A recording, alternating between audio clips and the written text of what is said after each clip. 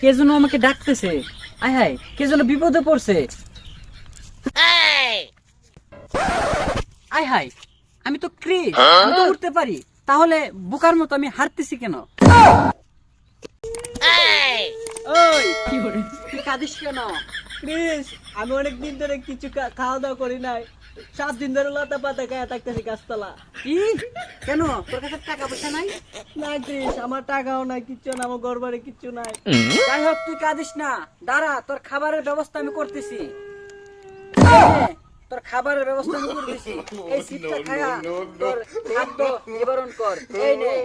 Wow Chris, আমি অনেক খুশি হয়েছি। আচ্ছা, তাই তাহলে আমি এখন